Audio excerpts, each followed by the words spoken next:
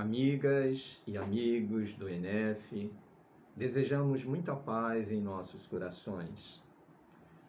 Estávamos pensando que nesse momento, o momento atual do nosso planeta, em que as pessoas não têm uma convicção, onde tudo é muito fluido, vacilante, onde não temos certezas, pois as coisas mudam a cada instante, que caminhos devemos seguir? Nós, que somos cristãos, que somos espíritas, que caminho seguir quando o nosso mundo vive um tumulto muito intenso? Que caminhos devemos seguir foi o que eu fiquei pensando. Isso porque alguns podemos estar angustiados, sem saber o que fazer, o que é normal num momento como esse. E ficamos pensando no nosso mundo quantos desmandos, quanta coisa ignóbil, assustadora, às vezes até horripilante. Nós temos tomado conhecimento por informações ou pelos meios de comunicação. Estamos vivendo o tempo do ENEF e é sempre um tempo muito importante, porque o ENEF, essencialmente, é um encontro voltado para a família.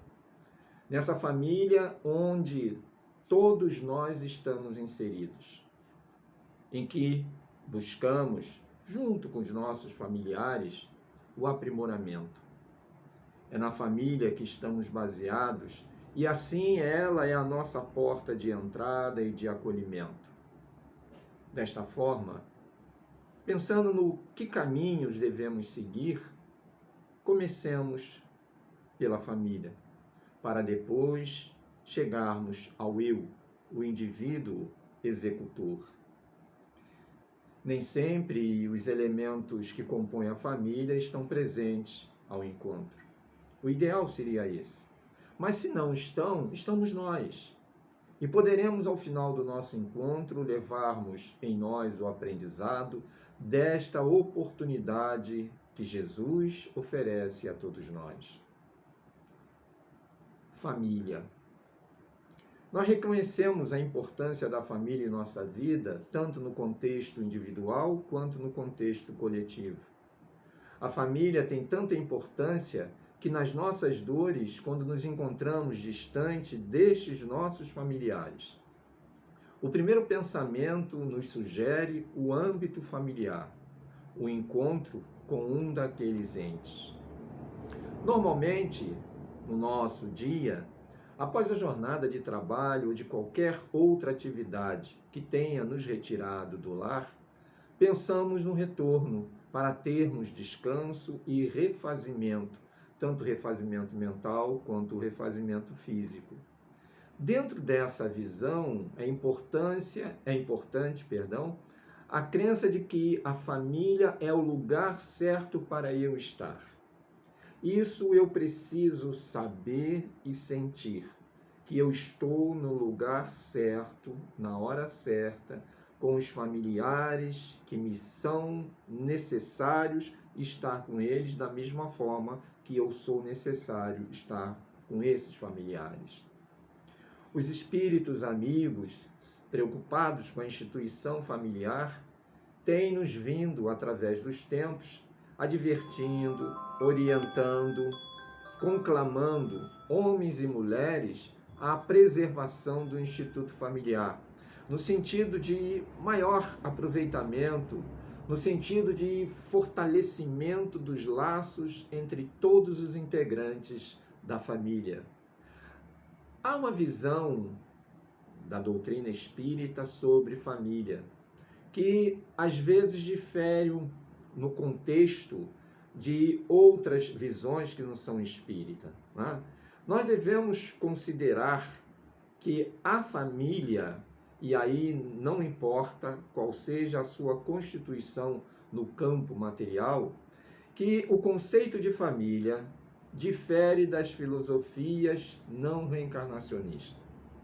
O Espiritismo apresenta a família como um instituto abençoado em que as criaturas humanas se reencontram com um programa de provas e expiações, visando o futuro. A família, nessa concepção, nessa visão da doutrina espírita, né, em que é um reencontro de pessoas, de seres, de espíritos, e que trazem essas pessoas um programa de provas e expiações que visa o futuro, ela então deixa de ser uma reunião de corpos para ser o reduto de espíritos imortais. A visão reencarnacionista traz um entendimento que deve motivar-nos no esforço pelo progresso moral, através do desenvolvimento de virtudes, de momentos que hão de proporcionar a cada um paz, tranquilidade. Então é importante, dentro dessa visão familiar, já que é o reduto de espíritos imortais, a vivência da tolerância, da renúncia, da ajuda, do perdão e muito mais. O contexto familiar não é somente um foco de lutas e problemas, como na maioria das vezes algumas pessoas pensam, mas é também, e pode ser, fonte geradora de felicidade, quando se instala em todos os seus componentes a iluminação dos princípios espirituais superiores.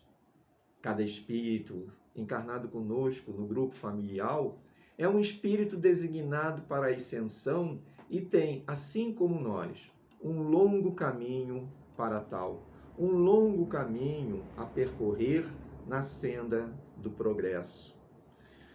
O que une a família? Nós vamos encontrar no Evangelho segundo o Espiritismo, no capítulo 9, na Lei de Amor, a mensagem do Espírito Fenelon, em que ele diz para nós, logo no início da sua mensagem: o amor é de essência divina, e todos vós, do primeiro ao último, tendes no fundo do coração a centelha desse fogo sagrado. Então, nessa primeira frase da lição do amor, nós vemos, ou melhor, destacamos algumas palavras que são importantes. O amor é de essência divina. Então, o amor é a essência de Deus. E ele diz que todos nós temos, no fundo do coração, essa essência. Então, o amor faz parte do contexto de cada criatura. E todos, do primeiro ao último, não importa quem seja a pessoa, tem essa centelha, ou seja, essa fagulha, essa faísca desse fogo sagrado que é o amor de Deus em nós. Em algumas circunstâncias familiares, poderemos até obliterá-lo, negá-lo, não querê-lo manipular, mas ele existe e existirá sempre. Ele é a essência de Deus, uma fagulha do amor divino. Essa fagulha, que é a essência de Deus, que é o amor, ela pode estar semi-apagada, mas se a reavivarmos, evidentemente, ela, fagulha, ele, o amor, vai se acender em nós. Tudo está na dependência de nós mesmos, das nossas conquistas e da execução. Jesus, na sua estadia conosco, trazendo para nós um movimento para que nós tivéssemos um alavancamento das nossas emoções e dos nossos sentimentos, a fim de que pudéssemos desfrutar da felicidade. Jesus sempre nos chamou a atenção e chama-nos a atenção para trilharmos o melhor caminho para nós mesmos. Então nós temos um caminho a percorrer. E o chamamento de Jesus é para que nós venhamos a trilhar esse caminho.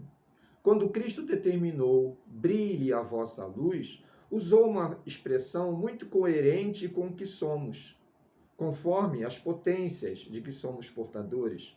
Porque como espíritos imortais, nós temos potências divinas em nós.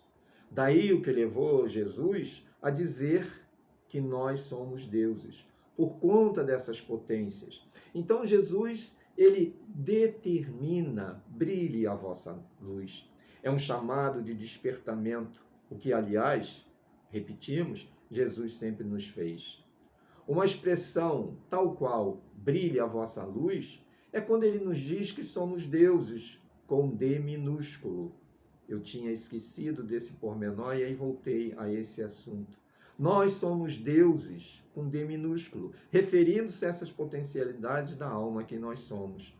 Somos espíritos navegando no processo inicial do simples ignorante para o ponto máximo conhecido por todos nós, que é o ponto da perfeição.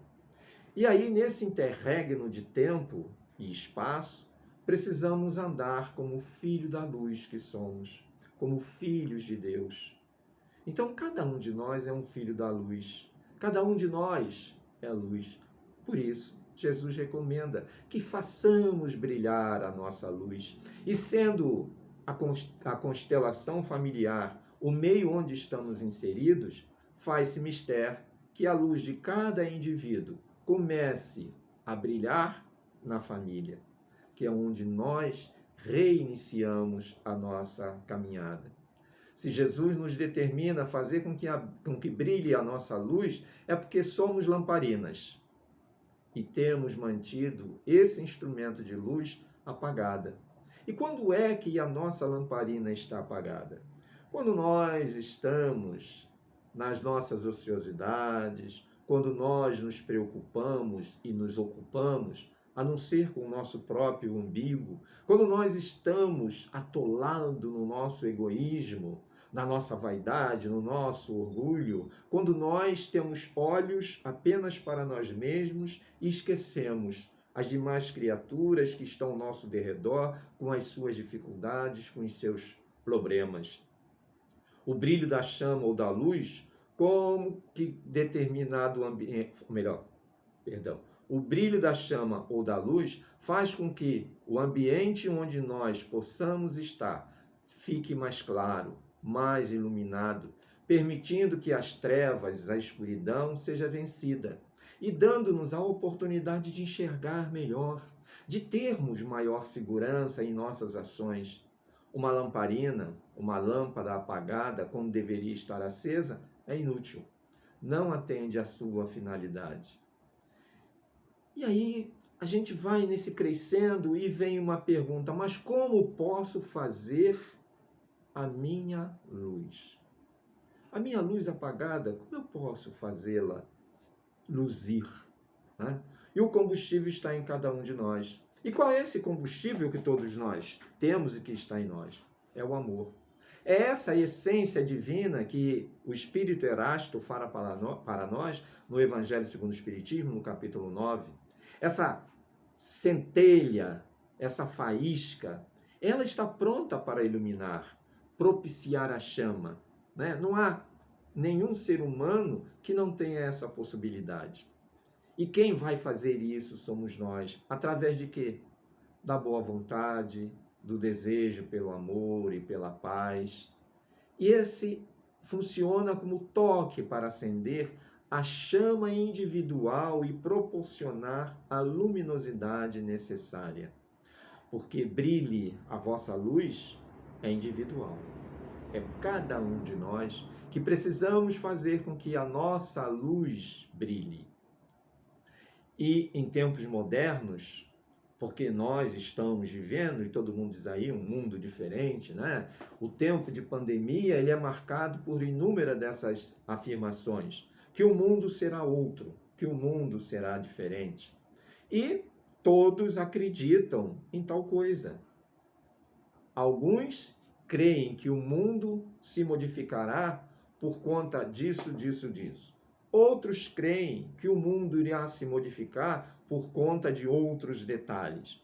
Então são vários detalhes, várias afirmações que vai de acordo com o sentir de cada uma dessas pessoas. Mas nós que somos espíritas ou que somos daqueles que admiram, que têm simpatia pela doutrina espírita, já ouvimos falar sobre a doutrina espírita, Sabemos que o mundo não mudará por si só, sozinho.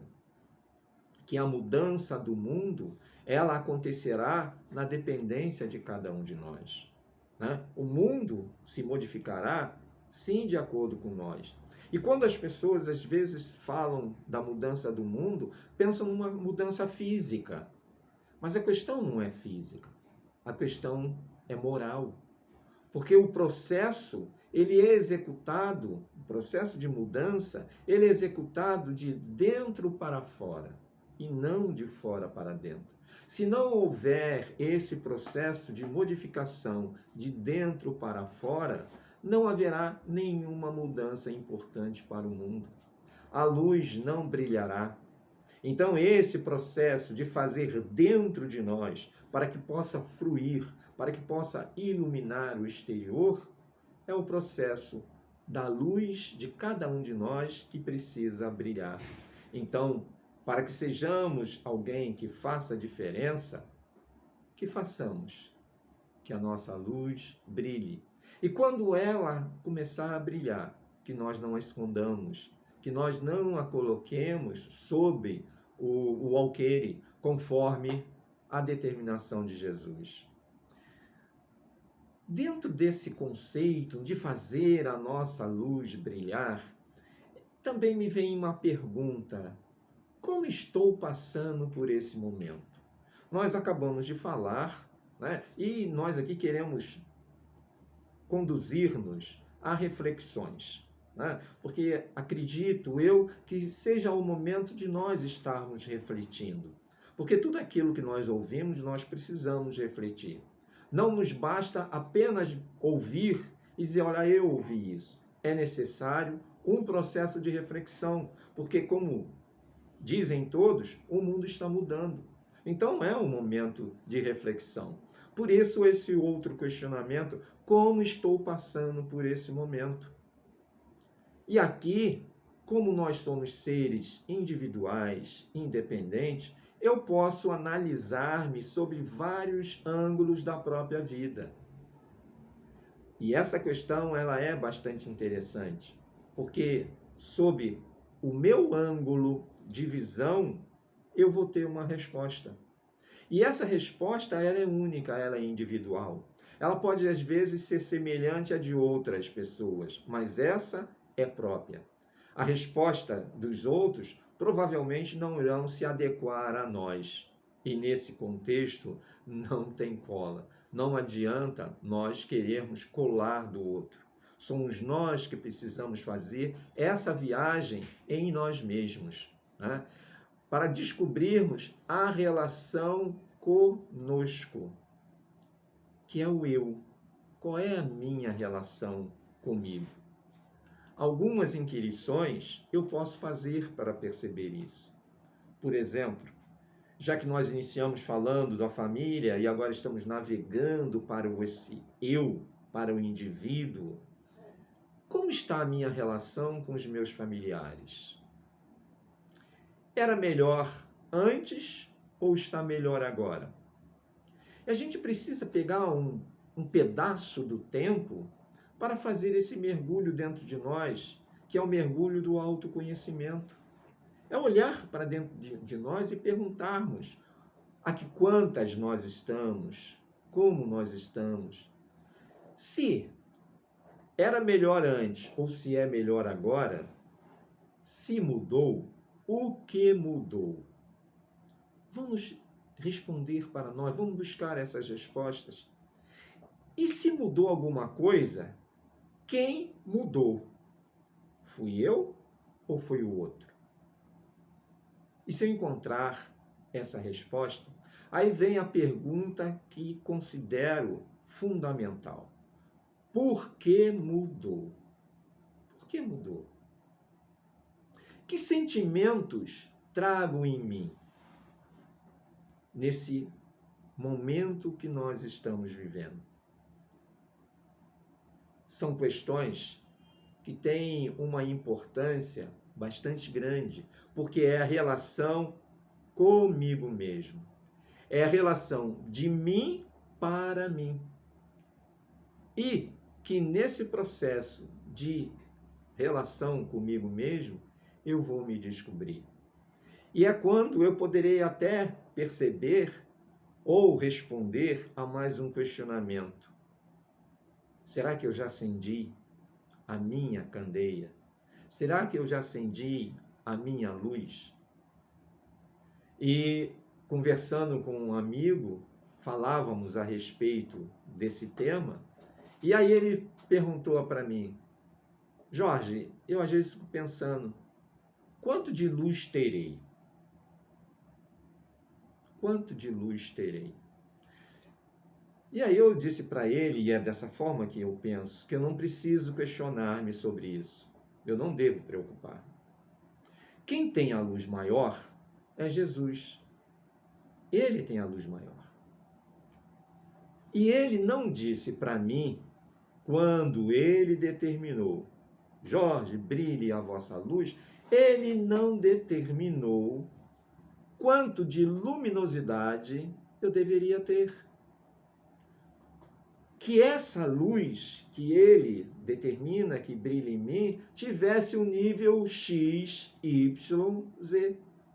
Ele apenas enfatizou: brilhe vossa luz.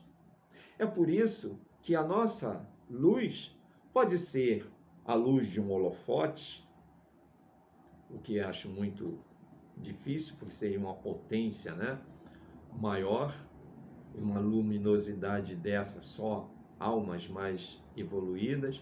Pode ser a luz de uma tocha, a luz de uma vela, ou pode ser a luz de um palito de fósforo. A proporção dessa luz, dessa luminosidade, será proporcional, desculpe a redundância, né, ao nosso desenvolvimento e envolvimento no processo de caminhada, nos caminhos de Jesus. Eu não preciso preocupar-me quanto de luz eu tenho. Eu preciso preocupar-me em iluminar o meu caminho e ajudar os outros a iluminar o seu caminho próprio, nesse caminho que me conduz a Jesus. Mas vejam, ou melhor, vejamos que coisa bem interessante. Jesus não apenas disse para nós, brilhe a vossa luz. Há uma outra determinação de Jesus, ou melhor, não uma determinação, mas há uma informação de Jesus para nós. Quando ele nos mostra a consequência do ato de brilhar a nossa luz. Quando ele diz assim: vós sois a luz do mundo. Vós sois a luz do mundo. E a função da luz é clarear caminhos, eliminar as sombras, salvar vidas. Então, se somos a luz do mundo, precisamos fazer com que essa luz brilhe, para que o mundo possa ser iluminado. E esse mundo que possa ser iluminado não é o mundo que está lá, mas é o mundo que está cá. É aquele mundo nas nossas circunstâncias. É o mundo ao nosso lado. Né? A palavra não quis sair, então a gente pula ela. Então é o mundo ao nosso lado, é o mundo ao nosso derredor, é onde nós estamos no nosso processo de vivência. Né? Jesus é a luz maior, mas nos designou como iluminadores do mundo, como auxiliares da tarefa maior que ele tem. Não pensemos nas grandiosidades. As grandes coisas pertencem aos grandes espíritos, aos missionários. Ocupemo-nos sempre, amigos e amigas, das pequenas tarefas. E lembremos das tarefas na família, onde nos encontramos, que é, como dissemos, o local onde devemos fazer brilhar a nossa luz. Se estamos compenetrados da lição do Cristo e se nos interessamos em acompanhá-lo, é necessária a nossa disposição de doar as nossas forças na atividade do bem. O Espírito Emmanuel, ele diz para nós, numa das lições no livro Fonte Viva, que cristão sem espírito de sacrifício é lâmpada morta no santuário do Evangelho. Vamos repetir essa frase. Cristão sem espírito de sacrifício é lâmpada morta no santuário do Evangelho. Emmanuel está dizendo para nós que o fenômeno ou fator, melhor dizendo, de fazer brilhar a nossa luz vai exigir algum sacrifício nosso. E o sacrifício é exatamente esse, de fazer com que a nossa luz brilhe, que é esse sacrifício de mergulhar dentro de nós, de descobrir as nossas potencialidades e as colocar em voga, como seguidores do Cristo, como servidores do trabalho de Jesus, nesse planeta de expiação e provas, para que esse planeta possa ascender a uma nova categoria que é o mundo de regeneração, para que trabalhemos como lâmpada do Cristo, ofereçamos então aos outros o melhor de nós mesmos. O nosso querido amigo Emmanuel, ainda no livro Fonte Viva, ele traz uma outra frase para a nossa reflexão que é importante. Quando ele diz que transforma as tuas energias em bondade e compreensão redentoras para toda a gente, gastando para isso o óleo de tua boa vontade na renúncia e no sacrifício. Transformar as nossas energias em bondade e compreensão redentora. O que é a compreensão redentora? A compreensão redentora é aquela capacidade de reerguer, de libertar, de esclarecer, é compreender o outro, a outra pessoa, que ela tem as suas limitações, que ela tem as suas dificuldades e que precisa, no momento talvez equivocado, de ser reerguida, de libertar de uma possível e provável culpa, de esclarecer a ela. Né? Nós assistimos aí um vídeo, vamos contar rapidamente, de uma garotinha, e ela deveria ter lá uns 5 ou 6 anos, que ela riscou toda a caminhonete do pai dela. Ela riscou as portas, a carroceria, o teto, para-lama, o capô da caminhonete. E quando a mãe viu aquilo, teve uma ação que difere da maioria das nossas ações. Ela não deu a bronca na menina. Ela pegou o celular e começou a gravar. E perguntou para a menina por que ela tinha feito aquilo. E a menina diz assim, é para agradar papai, para ele ficar feliz. Eu desenhei, fiz uma opção de desenho no carro dele, para o carro dele ficar bonito. E a mãe foi perguntando para ela o que eram aqueles desenhos. Então ela falou que era a mãe dentro do carro, que era ela, que era o grupo da família, né? O pai, mãe e ela saindo para passear, e ela foi explicando cada um daqueles desenhos. Né? A mãe orientou a ela que o riscar, que aquilo marcou o carro do pai, e que o pai dela ficaria com o coração derretendo. E ela diz, não, eu não quero que o papai fique com o coração derretendo. E a mãe deve ter explicado para ela, isso não aparece no vídeo, é dedução nossa, que aquilo foi um erro. E aí, posteriormente, numa entrevista, perguntaram para a menina se ela quereria ainda arriscar o carro do pai dela. Ela falou, não, foi um erro. Eu não sabia que ficaria arriscado no carro do papai. Então, naquele momento, aquela mãe e provavelmente o pai, posteriormente, usaram da bondade e da compreensão redentora. Porque o efeito que a menina queria era agradar o pai. Então, brilhe a vossa luz é nós usarmos da bondade e dessa compreensão. E vamos seguir o nosso caminho como luzes do mundo, acompanhando a Jesus, oferecendo ao outro o melhor de nós mesmos. Nós encontramos sempre na nossa vida bons exemplos inspiradores, né? Criaturas, pessoas que o Cristo conseguiu modificar, assim como consegue modificar a cada um de nós. E nesses exemplos, nós podemos contar com Joana de Cusa, com Maria de Magdala, com Paulo de Tarso, entre tantos.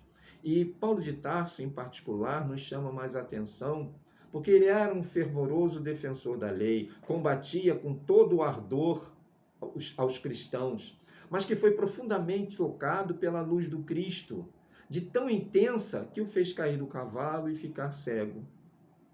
Foi socorrido por Ananias, que foi ao seu encontro, mandado por Jesus, né? E Paulo iluminou-se pelo Cristo e fez que sua vida se transformasse totalmente. Saiu das trevas da ignorância para a luz da razão, do conhecimento. E desde este momento, iluminou-se e passou a ser a luz do mundo, munindo-se do exemplo modificado e, através das suas famosas cartas de esclarecimento, Paulo foi o maior disseminador do Evangelho de Jesus. Paulo seguiu o caminho do Espírito como lâmpada do Cristo. É fato sabido que não estamos ainda preparados para viver os ensinamentos de Jesus à luz da doutrina espírita, de uma forma plena, mas isso não importa. Importa que vivamos dentro da nossa condição, da nossa capacidade, com sinceridade e honestidade no serviço junto com Jesus. Que possamos trilhar o caminho do Espírito como somos, tal qual acabamos de falar de Paulo, como lâmpada do Cristo, porque é isso que Jesus espera de cada um de nós. Um ótimo ENEF para todos nós, muita paz em nossos corações. Um beijo para todos, muito obrigado.